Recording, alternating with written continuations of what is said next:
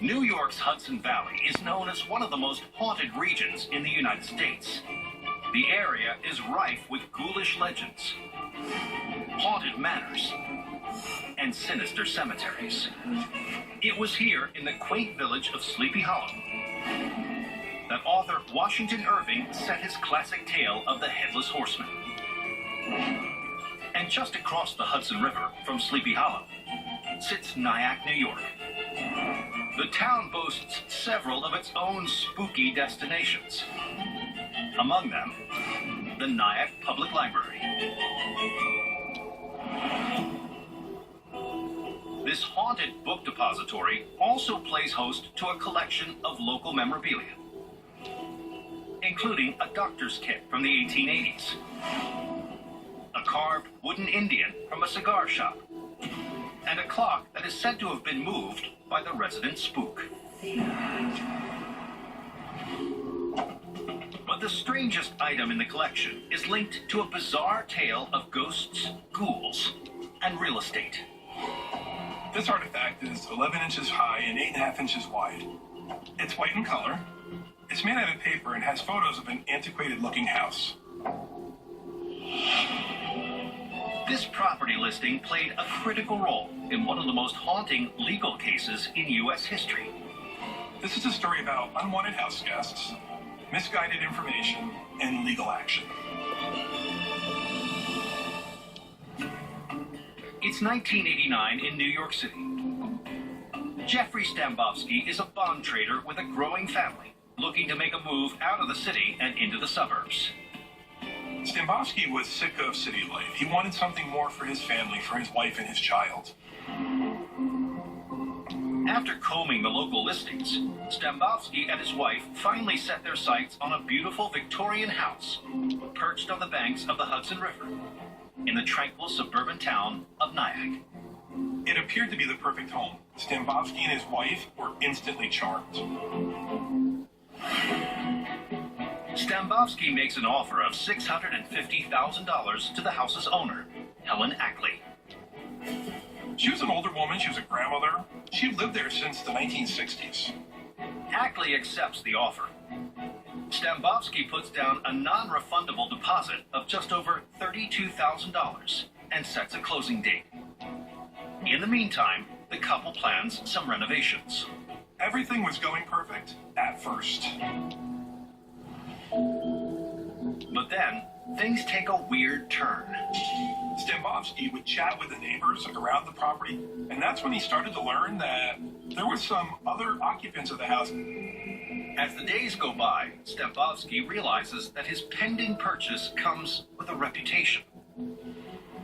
In fact, everybody in the area seems to believe that the Stambovskys' new home is haunted. There was all kinds of poltergeist activity. Things moving, doors slamming. The house, he's told, is even included on a local ghost tour. Stambovsky was furious. Concerned that he is about to buy a genuine haunted house, Stambovsky asks Ackley for his deposit back, claiming that she knew the home was haunted and that she deliberately withheld the fact. But Ackley refuses. What Stambovsky does next will trigger one of the most astounding court cases in U.S. history. This could haunt him for the rest of his life. In April of 1990, Stambovsky sues Helen Ackley to get his deposit back, claiming that she knew the house was haunted but deliberately didn't tell him. The case goes all the way to the New York State Court of Appeals. The heart of Stambovsky's argument is that he wasn't given this information ahead of time, and had he been given this information, he would not have entered into an agreement to purchase the house. But in order to make his legal claim stand up, Stambovsky needs to prove that Ackley knew the house was haunted. So the disgruntled house buyer gets to work. He conducted research and found newspaper articles about the house. And they're written by none other than Helen Ackley. In the articles, Ackley asserts there are at least 3 spirits living in the home. She even describes instances where she has seen the ghosts herself. Helen Ackley was painting in the house, and she was up on a stepladder.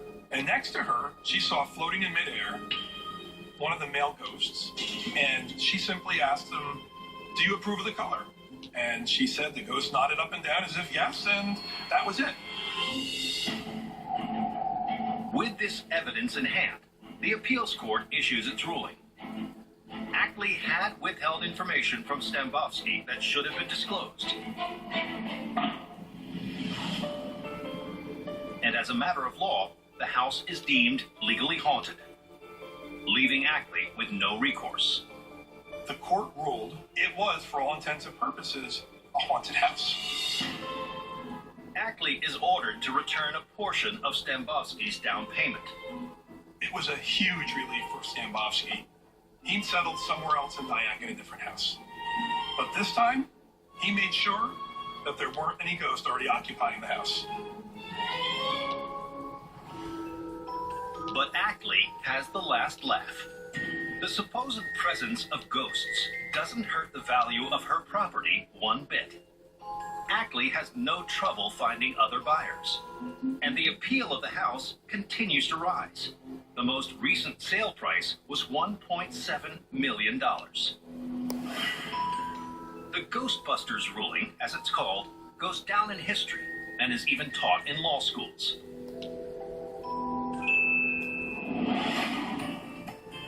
And today, the real estate listing from 1989 remains on display at the Nyack Public Library. It serves as a reminder to house hunters to always exercise their rights.